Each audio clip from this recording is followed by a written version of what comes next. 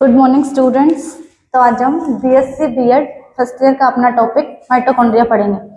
तो देखो, कल हमने माइटोकॉन्ड्रिया के बारे में बेसिक इंफॉर्मेशन पढ़ ली थी, जैसे कि माइटोकॉन्ड्रिया की खोज किसने की, नाम किसने दिया, माइटोकॉन्ड्रिया कौन सी कोशिकाओं में पाए जाते हैं, उनका मतलब मेन कार्य पढ़ लिया था। ठीक है, तो आज हम पढ़ेंगे माइटोकॉन्ड्रिया की संरचना के बारे में कि माइटोकॉन्ड्रिया की जो आंतरिक संरचना होती है वो किस प्रकार होती है, या फिर माइटोकॉन्ड्रिया में कौन कौन सी संरचनाएं या फिर कौन कौन से अंगक और पाए जाते हैं।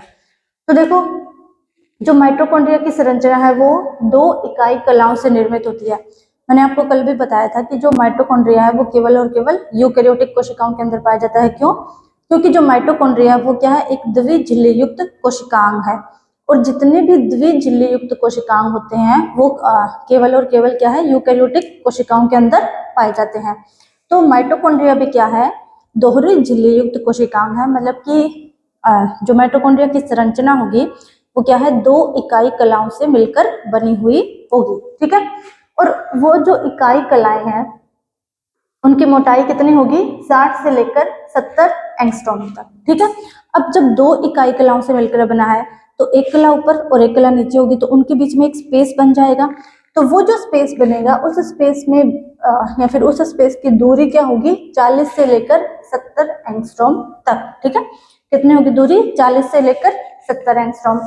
उसके बाद में अब वो जो बाहरी कला और आंतरिक कला के बीच में जो खाली स्थान बच गया या फिर जो अवकाश बच गया उसको हम क्या बोलेंगे, अंतरा कला अवकाश या फिर पेरी माइटोकॉन्ड्रियल स्पेस। ठीक है, क्या बोलेंगे, अंतरा कला अवकाश या फिर पेरी माइटोकॉन्ड्रियल स्पेस। ठीक है, वो जो दोनों कलाओं के बीच का स्थान होता है उसको बोलेंगे। उसके बाद देखो, जो माइटोकॉन्ड्रिया है उसकी जो बाहरी कला है वो क्या करती है, बाह्य कक्ष का निर्माण करती है।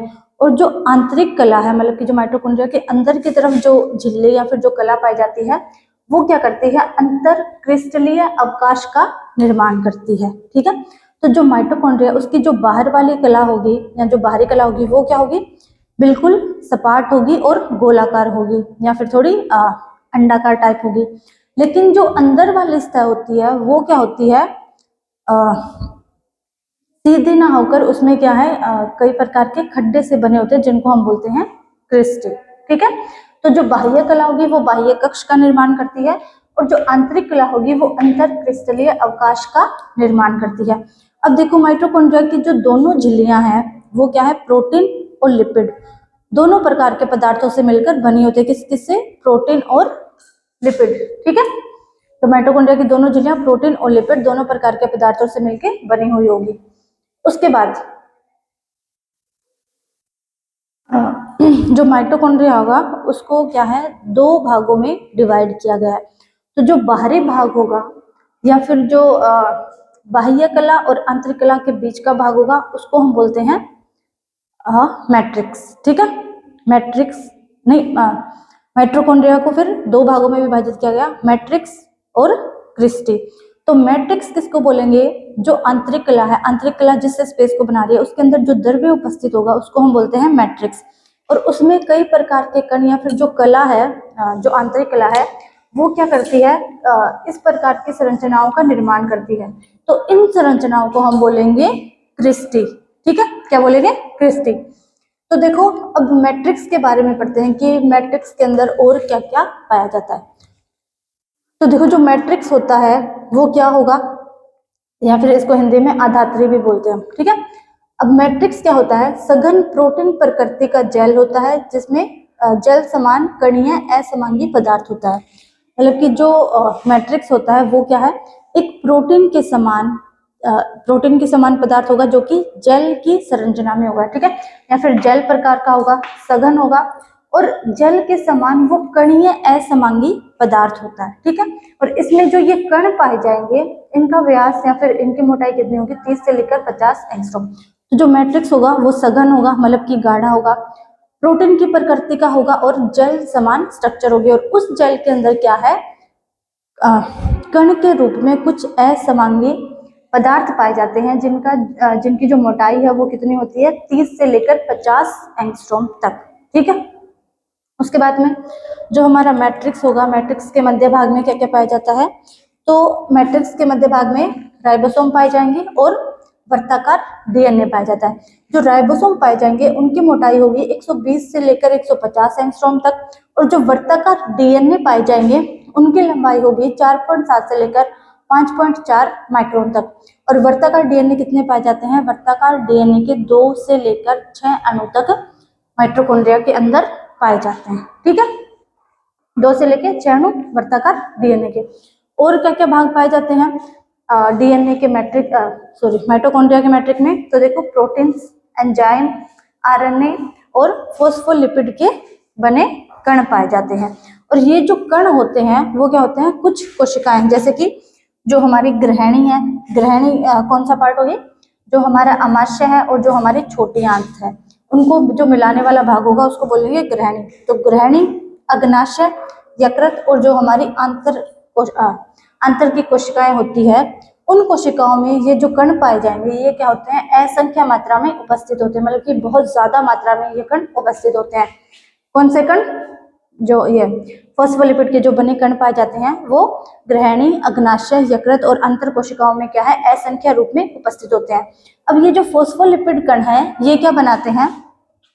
ये कैल्शियम और मैग्नीशियम के बंधन स्थल बनाते हैं, जिसपे क्या है? एंजाइम्स अपनी क्रिया करते हैं। तो देखो, डायग्राम बनाते हैं हम माइटोकॉन्ड्रिया का। तो देखो, माइटोकॉन्ड्रिया क्या है? द्विझिल्ली युक्त कोशिकांग है। तो ये बन गई बाहरी झिल्ली। ठीक है,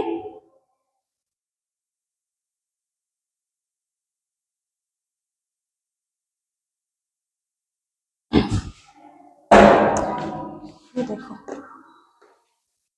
सिर्फ माइटोकॉन्ड्रिया की काट देखते हैं। तो ये देखो, ये हो गई माइटोकॉन्ड्रिया की बाहरी झिल्ली।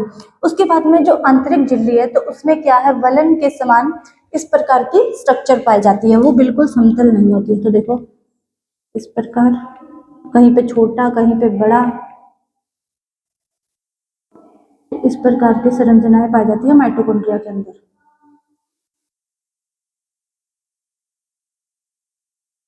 इस वाले साइड भी बना देते हैं।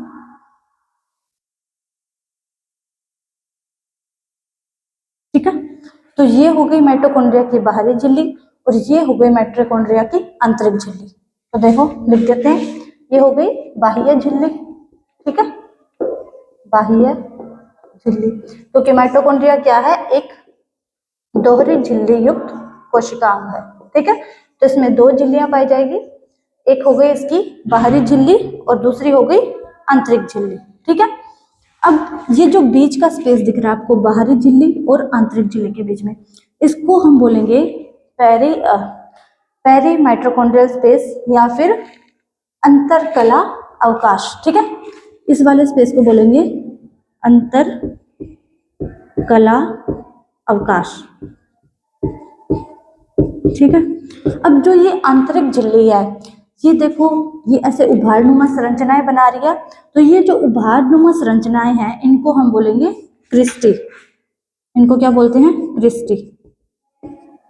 और जो ये बीच का पार्ट रह गया, ठीक है, यहाँ पे क्या है? जो हमने पढ़ा ना मैट्रिक्स, तो वो भरा रहता है, जो क्या है? प्रोटीन की प्रकृति का एक जेल समान पदार्थ है। तो ये जो बीच वाला पार्ट हो गया, इसको हम बोल देंगे मैट्रिक्स। मैट्रिक्स, ठीक है, ये हो गया मैट्रिक्स। अब जो ये क्रिस्टी आपको दिख रही है, इन क्रिस्टी पर क्या है? कुछ कण पाए जाते हैं। ठीक है, फॉस्फोलिपिड के कण भी बोल सकते हैं हम इनको, जो कि ये वाले हैं। तो देखो, हर एक क्रिस्टी पे क्या है? इस प्रकार की संरचना के कण पाए जाते हैं। तो ये जो कण है इनको हम F1 कण भी बोल सकते हैं। ठीक है, देखो, हर एक जितनी भी क्रिस्टी है उन सभी क्रिस्टी पे क्या है? इस प्रकार की संरचना पाई जाएगी या फिर F1 कण पाए जाएंगे। तो देखो, बना देते हैं हम F1 कण। तो देखो, इस प्रकार जो क्या होंगे? आगे से तो गोलाकार होंगे और पीछे से जिस संरचना से ये क्रिस्टी से जुड़े हुए होंगे ना, वो क्या होगी? लंबाकार होगी या फिर एक नलिका के आकार की होगी। ठीक है, ध्यान रखना। ये देखो इस प्रकार बना दिए हमने। तो ये जो बाकी जितना भी खाली स्पेस बच गया, इसमें क्या है, मैट्रिक्स भरा रहता है। और इस मैट्रिक्स के अंदर क्या है, बहुत सारे protein enzymes, proteins, enzyme, RNA, phospholipid के बने कण, ये सब पाए जाते हैं मैट्रिक्स के अंदर। ठीक है, ये सभी क्रिस्टल पे ये वाली संरचनाएं पाई जाएगी, मतलब कि F1 कण पाए जाएंगे। ठीक है, ये देखो इस प्रकार हम बना देते हैं, बाकी के क्रिस्टल पे भी बना देते हैं। देखो संरचनाएं इस प्रकार। ठीक है,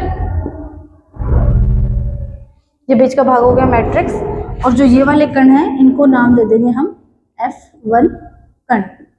तो ये होती है आपकी माइटोकॉन्ड्रिया की बेसिक संरचना, या फिर देखने में ऐसी होती है। ठीक है, तो ये हमने मैट्रिक्स के बारे में पढ़ लिया कि मैट्रिक्स के अंदर कौन कौन से तत्व पाए जाते हैं, या फिर मैट्रिक्स किस प्रकार का पदार्थ होता है। अब उसके बाद देखो, जो हमारी माइटोकॉन्ड्रिया की बाह्य कला है उसके बारे में थोड़ा और पढ़ते हैं कि ये कला कौन कौन से कार्य करती है, या जो बाह्य कला उसके अंदर कौन कौन से और पदार्थ पाए जाते हैं। तो देखो, जो बाह्य कला होती है वो विभिन्न प्रकार के जो एंजाइम्स होते हैं या प्रोटीन्स होते हैं उनके लिए क्या है, पूर्णतः पारगम्य होते हैं। मतलब कि बाह्य माइटोकॉन्ड्रिया की जो बाह्य कला है उसके अंदर कोई भी पदार्थ आ सकता है उस झिल्ली को पार करके, उनकी बाह्य झिल्ली को पार करके, और कोई भी पदार्थ क्या है, बाहर की तरफ जा सकता है माइटोकॉन्ड्रिया की बाह्य झिल्ली को पार करके। तो ये जो झिल्ली है वो क्या होती है, पूर्णतः पारगम्य होती है माइटोकॉन्ड्रिया की बाह्य झिल्ली।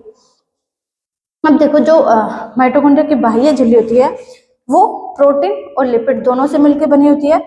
तो उसमें 40% होता है लिपिड और 60% होता है प्रोटीन। मतलब कि जो ये बाह्य झिल्ली है तो 40% लिपिड से मिलकर बनी होगी और 60% प्रोटीन से मिलकर बनी होगी।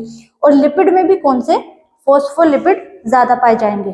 ठीक है, लिपिड में भी कौन से, फोस्फोलिपिड और कोलेस्ट्रॉल, ये दोनों ज्यादा पाए जाएंगे लिपिड के अंदर। अब जो ये पारगम्य झिल्ली है इसमें क्या है, बीच बीच में कहीं कहीं पे रंध्र भी पाए जाते हैं।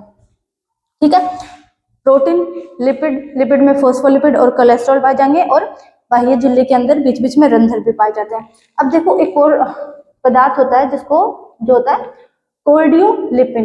ये क्या है, जो माइटोकॉन्ड्रिया की बाह्य झिल्ली है उसके अंदर कम मात्रा में प्रेजेंट होता है, और कुछ एंजाइम्स पाए जाते हैं जो भी क्या है, कम मात्रा में प्रेजेंट होते हैं, जैसे कि फैटी एसिड कोएंजाइम ए और लाइगेज एंजाइम। मतलब कि कुछ एंजाइम्स ऐसे होते हैं जो कि माइटोकॉन्ड्रिया की बाह्य झिल्ली में कम मात्रा में प्रेजेंट होते हैं। उसके बाद जो पोरिन प्रोटीन है वो क्या है, प्रमुखता से बाह्य झिल्ली में पाया जाता है, या फिर जो पोरिन प्रोटीन है वो बहुत ज्यादा अधिकता में पाया जाता है माइटोकॉन्ड्रिया की बाह्य झिल्ली में। उसके बाद आती है माइटोकॉन्ड्रिया की अंतकला, या फिर ये वाली झिल्ली जो कि क्रिस्टी नामक संरचना बनाती है। तो देखो, जो अंतकला होती है वो क्या होती है, चयनात्मक पारगम्य होती है। बाह्य कला के बारे में हमने पढ़ा कि ये पूर्णतः पारगम्य होती है, मतलब कि किसी भी प्रकार के पदार्थों को माइटोकॉन्ड्रिया के अंदर आने देती है, और कोई भी पदार्थों को माइटोकॉन्ड्रिया के बाहर जाने देती है। लेकिन जो बाह्य झिल्ली से पदार्थ आएंगे वो यहाँ तक आ सकते हैं, इस अवकाश के अंदर रह सकते हैं, लेकिन अंतरकला के या फिर अंतकला के अंदर प्रवेश नहीं कर पाते। क्यों? क्योंकि जो माइटोकॉन्ड्रिया की अंतकला होगी या जो इसकी आंतरिक झिल्ली होगी वो क्या होती है, चयनात्मक पारगम्य होती है। मतलब कि वो क्या करती है, चुन चुन के पदार्थों को माइटोकॉन्ड्रिया के अंदर आने देती है, केवल उन्हीं पदार्थों को जो माइटोकॉन्ड्रिया के लिए आवश्यक होते हैं उन्हीं को क्या है, अपने माइटोकॉन्ड्रिया के अंदर आने देती है माइटोकॉन्ड्रिया की अंतकला झिल्ली। ठीक है, लेकिन अब जो अंतकला झिल्ली है वो भी क्या है, लिपिड और प्रोटीन दोनों से मिलकर बनी होती है। तो इसमें क्या है, प्रोटीन का प्रतिशत अधिक पाया जाता है, 80% प्रोटीन पाया जाता है और 20% लिपिड पाया जाता है। किसमें, माइटोकॉन्ड्रिया की आंतरिक झिल्ली के अंदर 80% प्रोटीन होगा और 20% लिपिड पाया जाएगा। उसके बाद जो लिपिड है उसके अंदर जो फोस्फोलिपिड और कोलेस्ट्रॉल होंगे वो क्या है, आंतरिक झिल्ली के अंदर कम मात्रा में पाए जाते हैं। और जो कार्डियोलिपिन होता है, बाह्य झिल्ली में हमने क्या पढ़ा था कि जो कार्डियोलिपिन है वो कम मात्रा में पाया जाता है, लेकिन जो आंतरिक झिल्ली है उसमें जो कार्डियोलिपिन पाया जाएगा वो बाह्य झिल्ली की अपेक्षा 7 गुना ज्यादा मात्रा के अंदर पाया जाता है। मतलब कि माइटोकॉन्ड्रिया की आंतरिक झिल्ली में कार्डियोलिपिन बहुत ज्यादा मात्रा में पाया जाता है। उसके बाद इसमें विभिन्न प्रकार के वाहक, प्रोटीन, इलेक्ट्रॉन वाहक और युग्मन कारक अधिक मात्रा में पाए जाते हैं। ठीक है, तो ये हमने आज पढ़ लिया पूरा का पूरा माइटोकॉन्ड्रिया। देखो ये अभी पूरा नहीं हुआ है, अभी केवल हमने इसकी बाह्य कला और आंतरिक कला या फिर बाह्य झिल्ली और आंतरिक झिल्ली के बारे में भी पढ़ा है। कल हम क्रिस्टी के बारे में पढ़ेंगे और क्रिस्टी के ऊपर जो ये F1 कण पाए जाते हैं इनकी पूरी संरचना के बारे में पढ़ेंगे। ठीक है, तो आज एक बार फिर से देख लेते हैं कि क्या क्या पढ़ा। तो माइटोकॉन्ड्रिया, माइटोकॉन्ड्रिया की संरचना क्या है कि ये एक द्विझिल्ली युक्त कोशिकांग, मतलब इसमें बाहरी झिल्ली भी पाई जाएगी और आंतरिक झिल्ली भी। और जो दोनों झिल्लियां होंगी उसकी मोटाई कितनी होती है, 60 से लेकर 70 एंगस्ट्रॉम तक। और इन दोनों झिल्लियों के बीच की जो मध्य दूरी है वो कितनी होगी, 40 से लेकर 70 एंगस्ट्रॉम तक। और ये जो दोनों झिल्लियां हैं, मतलब बाह्य झिल्ली और आंतरिक झिल्ली, दोनों किसकी, प्रोटीन और लिपिड दोनों पदार्थों से मिलकर बनी होगी।